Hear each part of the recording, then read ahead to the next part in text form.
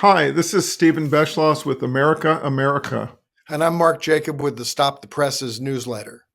And this is On Target. So this week we're going to share a story from NPR, which focuses on this idea coming from Oxford University Press, which is to pick the phrase or the word of the year. That word is brain rot.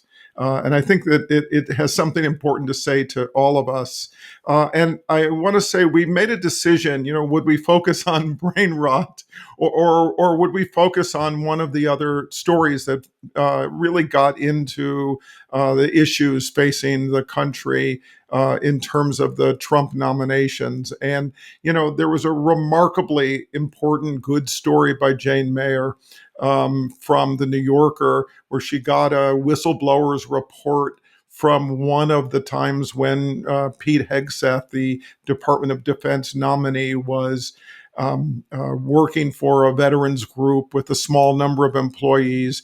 And it detailed both the report and then the interviews that she did, that details how many people witnessed his drunkenness, mismanagement, and sexual predatory behavior. And I think it's an important story. We hope there'll be more from her.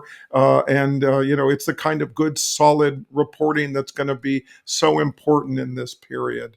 Mark, I want to jump right back into brain rot, but I wanted to see if there's anything else Yeah. you want to say No, before we no, move that on. it is a good serious story, but Stephen, we got to play the long game here. We can't be screaming disaster every week. We have to.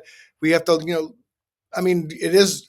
I think we're going to have a disaster. I'm very worried about it, but we have to stay hydrated, stay calm, and also enjoy life. And Yeah.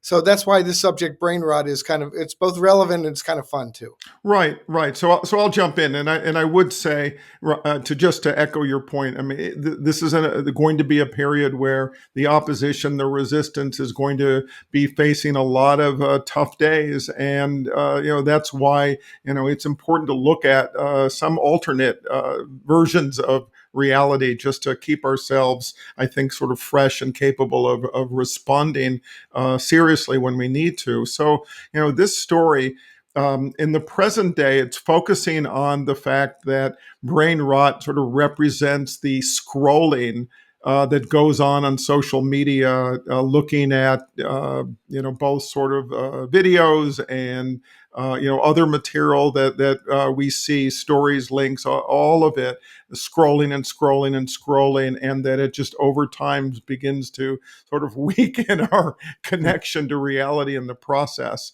And that's interesting, but I think what makes the story special, and this is something that NPR does well, is that they went and dug into the topic by reaching out to a professor at the University of Mississippi, who's an expert with Henry David Thoreau. And Henry David Thoreau is actually the original source for brain rot.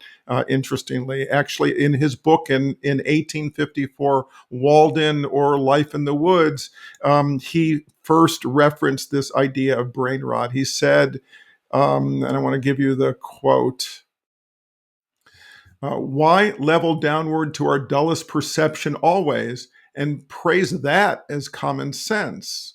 And then he added, while England endeavors to cure the potato rot, will not any endeavor to cure the brain rot, which prevails so much more widely and fatally?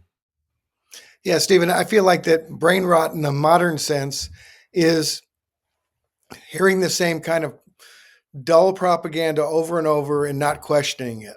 And I don't mean, and I'm really not just talking about the right. I'm talking about anytime that someone says something that sounds good, but there's really no basis for, and you just let it kind of wash over you. I think that contributes to brain rot, and you know, uh, that's why Fox News is so dangerous, is because that's what they're doing, is rotting people's brains, giving them false information. And you mentioned the Jane Mayer story.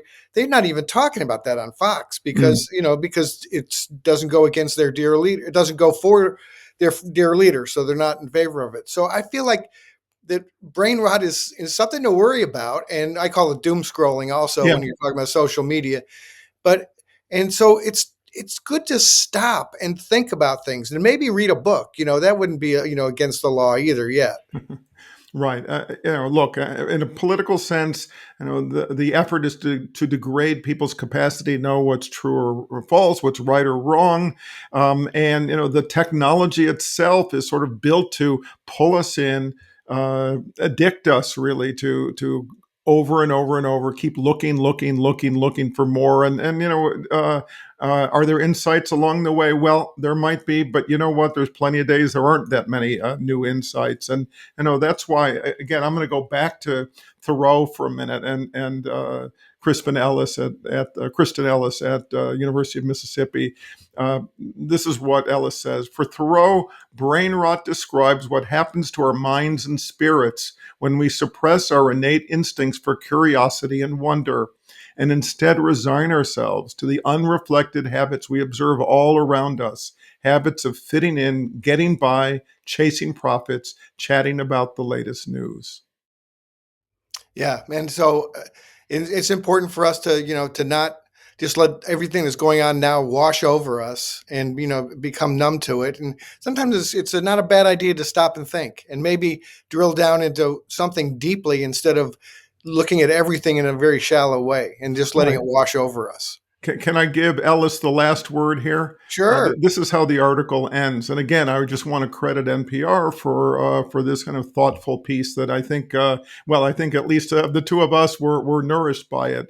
She said, Ellis says at the end, our task at all times is the same: to try our hardest to commit ourselves to the things that matter most in our brief and miraculous lives.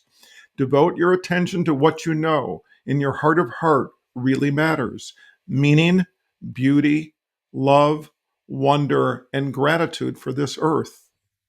Not Yeah, a that's bad good. list. Yeah, not bad. See you next week. See you next time, Mark. Thanks.